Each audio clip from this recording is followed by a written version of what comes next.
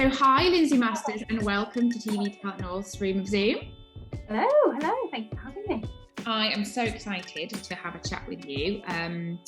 It's a pleasure to have you on. You're an amazing role model for females and editors out there. And I remember working with you back in the day on The One Show. Yeah, many years ago. But do you want to kind of introduce yourself properly and tell me a little bit about who you are and what you do? Sure. I'm a freelance offline editor and I work on lots and lots of different programs. And I started out in animation, but now I work on shows like 24 Hours and A&E. And yeah, I've just worked my way up from making all the brews all the way up through tech assistant to editor, and yeah, I've been freelance for 9 years now, since 2012. So it's going well so far. I like it. Speaking of brews, have you brought one along with you today? I have. It's already half drunk, I'm afraid, but you know. What are you drinking? It's a coffee, decaf always, strictly decaf. Like it. So you said you have made all the brews, and I actually do remember. I can't remember at what point in your career it was when we worked together. Obviously you were quite early doors in your career, but I do remember you still making brews for people then, and being like getting stuck in and just being like, this is what I'm going to do. I'm going to be as helpful as possible. But yeah, just tell me a little bit about how you said you started off in animation. Tell me a bit about how you managed to get in and secure a job as an editor. So when I was at uni, a company came around, Media Training Northwest. I don't think they exist anymore, and they obviously had some kind of funding, and they came around to my uni and said, come and apply for this scheme, and it's a paid work experience, and we'll try and get you, to fit you where you want to go. And I was the only one of 3 that applied, and luckily I said editing, post-production I wanted, because I think it was harder to put people on production, so they easily found me a place, and I went to Flicks and was over at Cosgrove Hall there for a month, and I got paid for it, which was just like blew my mind. I got £800. I remember £800 for the month, and I think that ended up actually being more than I got paid when I actually got a job there. I was getting paid much more in that work experience traineeship, but I did that for the month and just loved it. Loved all the just loved the people. It was a really nice kind of small company, and I just hassled the boss every single day after I left to give me contacts, not every day to be fair, once a week, to give me contacts of who to call, people I could get in with after I finished uni. And in the end, he just got fed up with me and hired me. So I stayed there for a number of years and kind of worked my way up, made brews, and did the tech room and all of that. But obviously it was all VHS copies. I'm giving away my age. VHS copies, and but learning all of that, learning the ropes really, and being able to be amongst other editors and just soak up all of their knowledge, and then finally got the opportunity to work on The One Show. Well, did some animation, did some kind of I had my own series called Rocket Boy and Toro. It wasn't a popular one, but it did the job for me. And then just worked my way up, and eventually just The One Show is just perfect to start on, because you've just got those 5 minutes, but it actually gives you such a good understanding of what you can tell, what story you can tell in 5 minutes, and to really cut down to the nub of a story. You don't, it's a good practice to have, and it's a good skill to have. But yeah, that was I really enjoyed my time on One Show. It was nice. So you sort of did a lot of training on the job, would you say? Then you learn by doing, rather than going off to some sort of edit school and learning it on a training scheme. Yeah, I know that's a good way to learn on the job. Oh, absolutely. To learn from other editors is the only way to do it. And I remember before my first edit, I remember even going in and talking to one of the editors and said, what do I talk about when I'm here, and like all of that, because you just don't know, and you've no idea.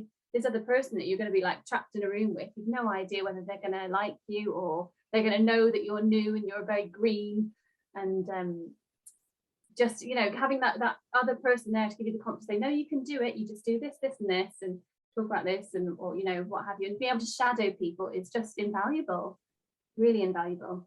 Yeah. So, I mean, you like you mentioned at the beginning what sort of programs you've sort of worked on, and you know, we would be here all day talking about all the amazing things you've done. But are there any standout programs that you're most proud of being involved with, and why? Why would that be? I think probably I love 24 Hours A&E that I'm doing now. This is my third episode, and I do love it. I absolutely love it. It's just so good. You really get a chance to really find the stories and the little kind of nuggets, and it's really nice. It's a really nice program to work on. I'm really proud of that all the time.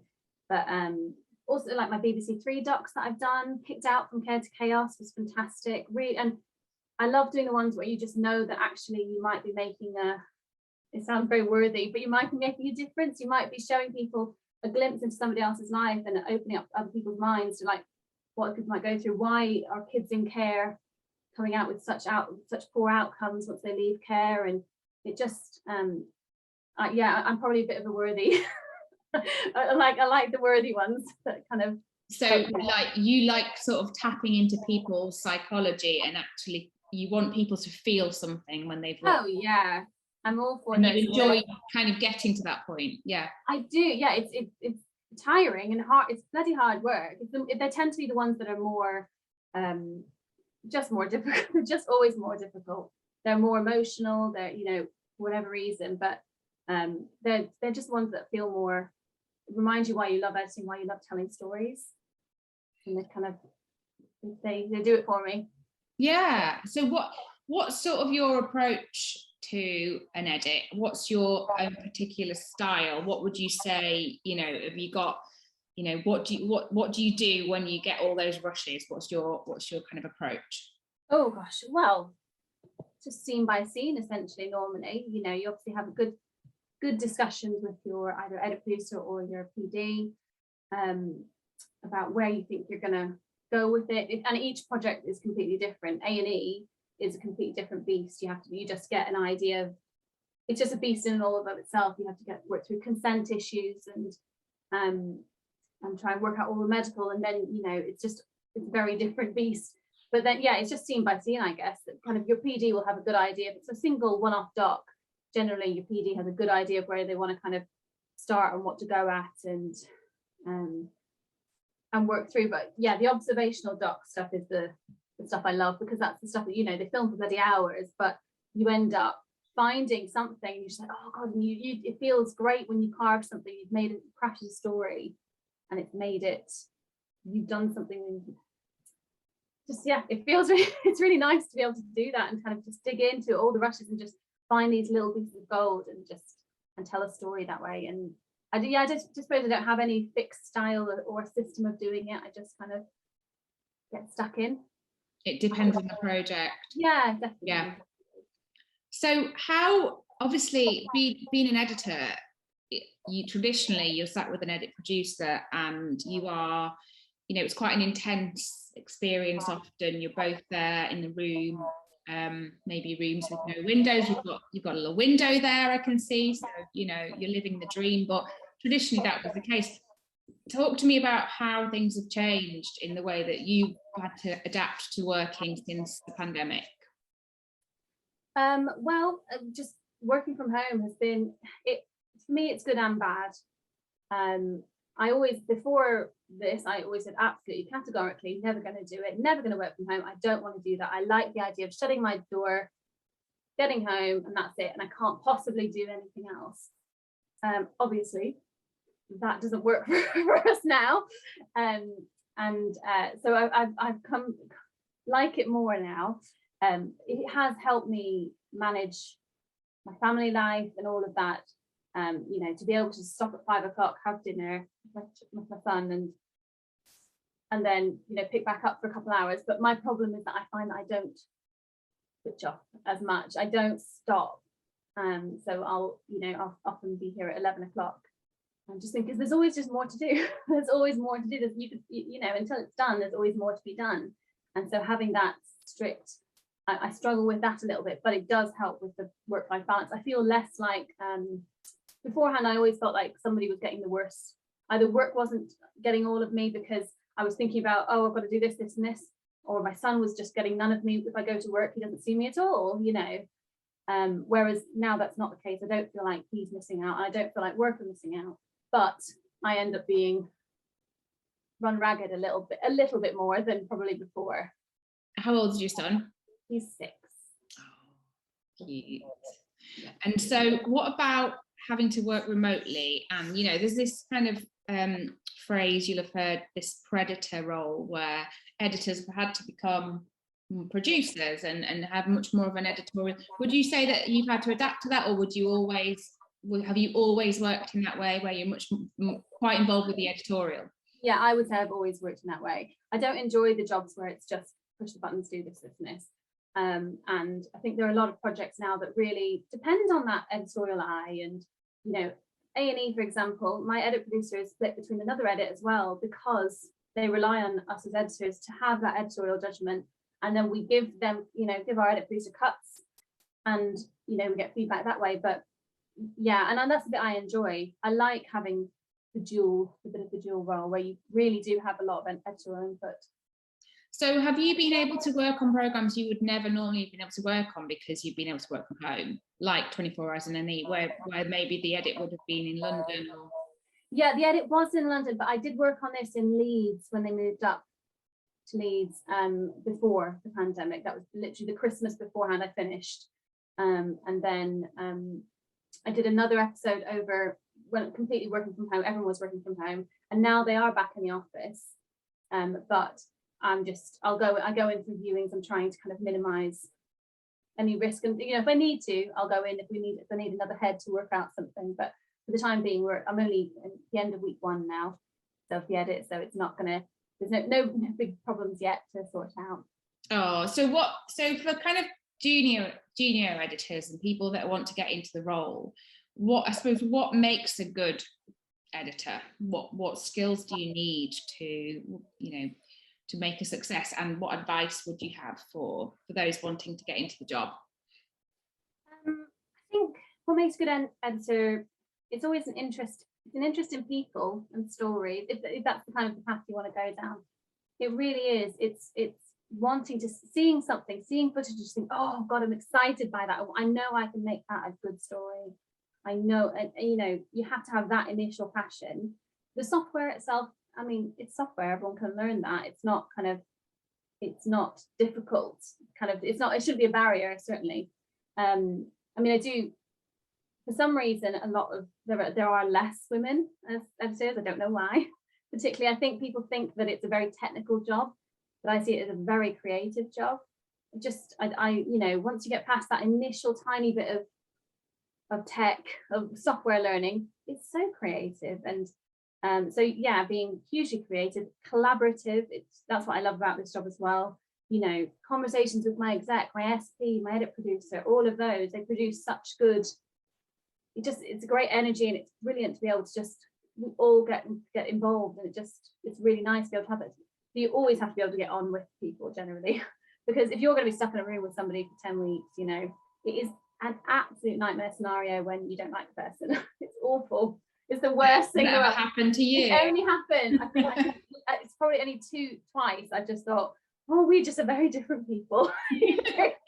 we're never going to be friends. That's fine.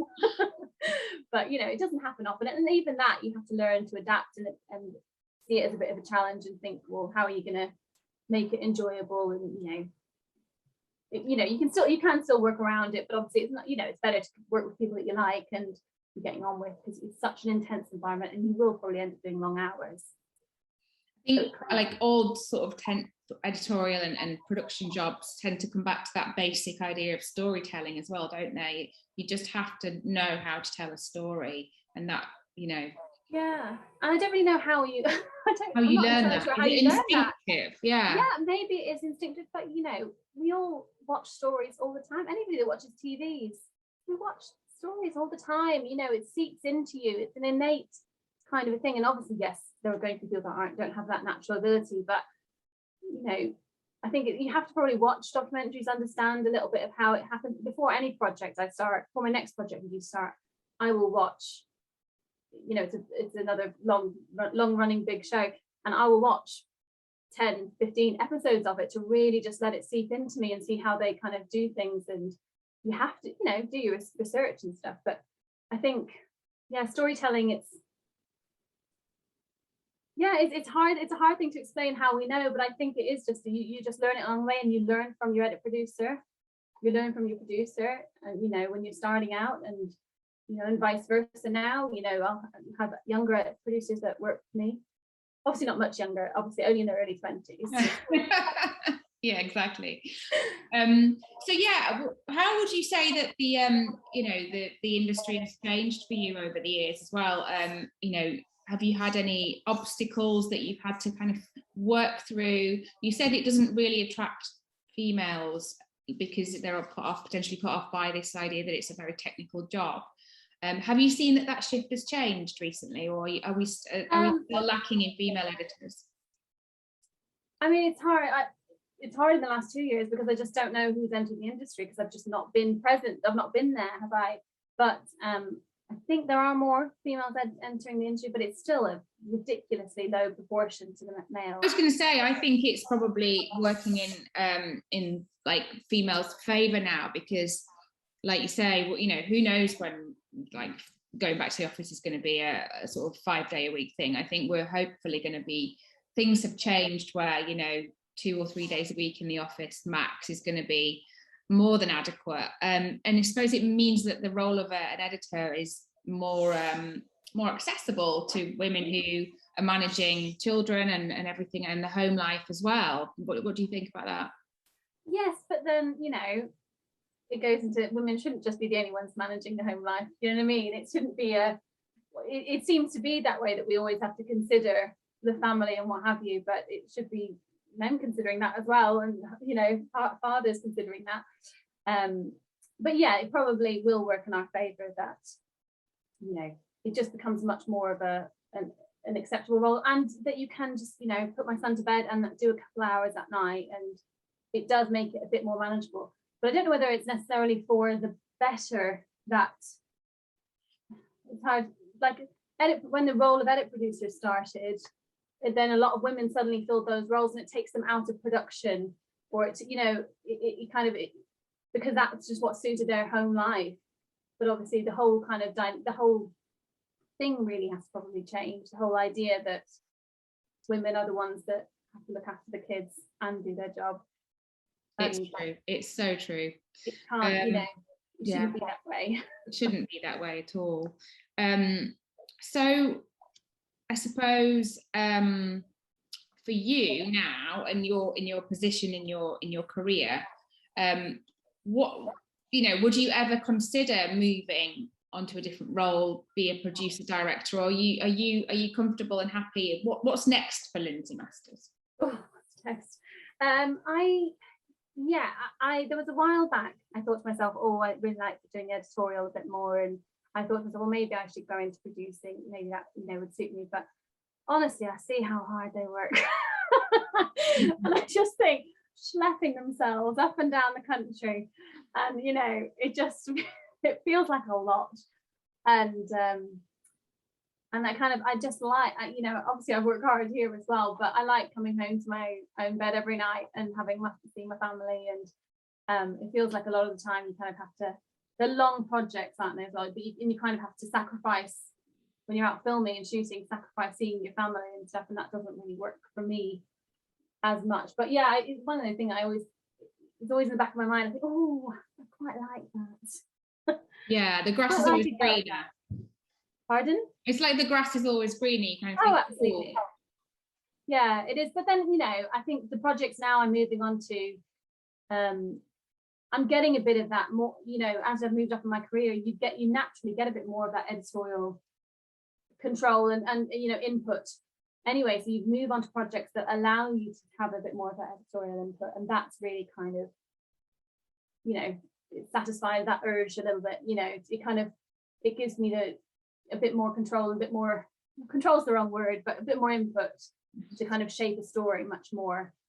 And I suppose because you're working on different projects all the time, it doesn't mean that you get your kind of creativity or your passion for the work gets you kind of get frustrated with it because you've always got a new challenge ahead, I suppose. Yeah, and I like to have a lot of gaps between jobs but for that reason, because I generally put my all into it, and I do work long hours. It's intense, and so I normally try and give myself. I'm not, obviously very lucky that I can do that, but try and give myself that time off between projects so that I'm not kind of worn out and thinking, oh Christ, this again, new story. I could never be one that finished a job on a Friday and started a new one on a Monday. It just would not work.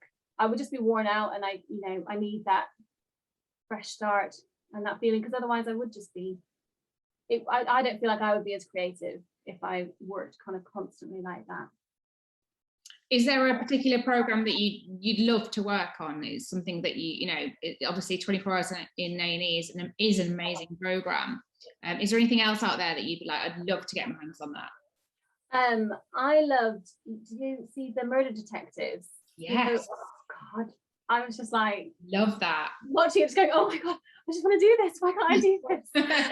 Yeah, so that kind of a program where you're delving into it, but it's the same thing. It's always the kind of the difficult ones, or the gritty stuff that I'm always excited about. It really excites me, but it ends up being the tough.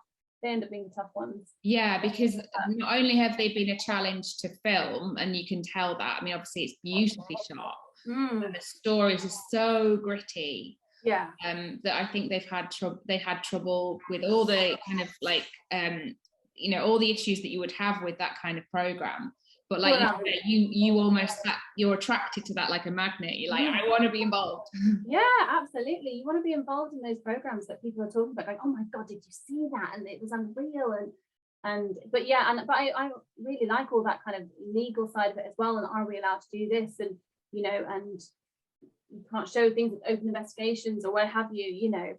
It's I kind of like it all. I do. It just gets me. It works. It gets the flame going a bit.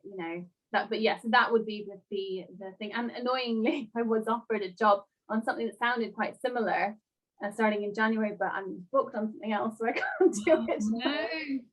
That's one of those things. That's the thing, though. Your my word is you have to stick by bookings when you're a freelancer. You can't just drop people because there's something else that comes along. Yeah.